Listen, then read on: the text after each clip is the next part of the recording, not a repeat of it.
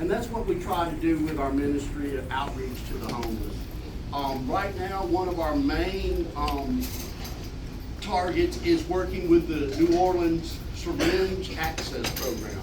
And what it is it's a program that's across the city 4 different days for people who are using drugs illegally, as well as people who with diabetes can come and bring their old syringes and exchange them for new syringes. A lot of times people think it's very controversial, but in fact it leads to well-being. It saves lives. It keeps people from getting infected, not only with HIV, but with other diseases. So it's a wonderful ministry. What we have been doing thus far is we've been preparing 80 bags per week on Friday and going to Crescent Care. We were down in the garage, but now they've moved us upstairs. And there's roughly about 300 people come that day. I stay the first hour and a half, and we give out bags. And if we have Bomba socks, we give out socks. If we have toiletry bags from the World Church, we give those out. Right now, there's so many people at the borders. Both of those suppliers of goods for us, both Bombas and the World Church, is having to send everything they have to the border, and we understand that, but we're waiting on those supplies so we can share that as well. What we hope to do, we just got through with summer and of course with the children, what we hope to do is bring the ministry in here and have people come at different times and prepare sandwiches and leave the sandwiches. We'll have a place in the refrigerator, so you might want to come with your kids and make 10 sandwiches, and we're going to eventually get it worked out where everybody knows where the peanut butter and jelly is. What we usually do is we give them the option of peanut butter and jelly or ham and cheese. And so what we try to do is we prepare the sandwiches and put them in a Ziploc. And then other items are all individually wrapped, and the reason why we do that is so that they can take them with them. Sometimes they're nervous, they're upset, some of them have bad teeth, they're emotional, they can't eat in front of other people. So this gives them something that they can take, and not only that, they can trade it and they can share it. And there's nothing like the Spirit of God being present. When we run out of bags, and one takes their only bag they got and sit down and share it with a friend.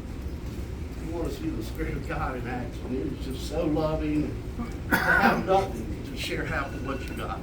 It's just an amazing ministry. But I look forward to doing more with y'all. I look forward to going out into the streets and having a presence there as well. There's so many people that's in my personal community, that community, that sees this church as their beloved church, though they don't come. They know that you pray for them, and they feel a part of it, even though they're not here.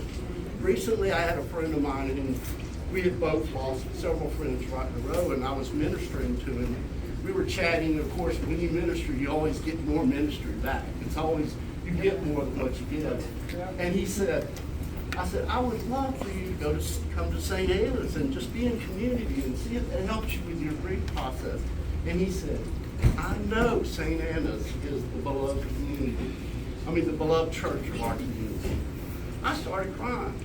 How beautiful that is to know that people that are different, that have been excluded, that have lived on the fringes, now feel welcome to a place that's so close and accessible.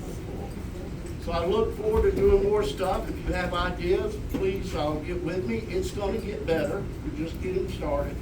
And I hope everybody gets the opportunity to join us in this ministry. And I thank you for all that you do give. Tithing is such an important time. I was so moved when I came and I saw the steps for war going up to the offices. Because I knew instead of a vestry building a building to represent what they did, instead they're taking their money and they're putting it out on the street for people who need it. They're helping children get an education that they might not get. I think about if I had Anna's Art for Kids as a child, my life could be completely different. I needed that. I needed somebody to be there for me, to show me that they cared. I lived in a household too where things were desperate. I was the youngest of 13. Watched my mother go to bed hungry many nights in a row. Nothing will hurt your heart more than seeing the person you love the most suffer. So I thank y'all for all your generosity and all that y'all do. And just know that y'all have moved me in such a big way. I feel like I'm a better person every time I come here. I know I want to be anyway. Thank y'all. Amen.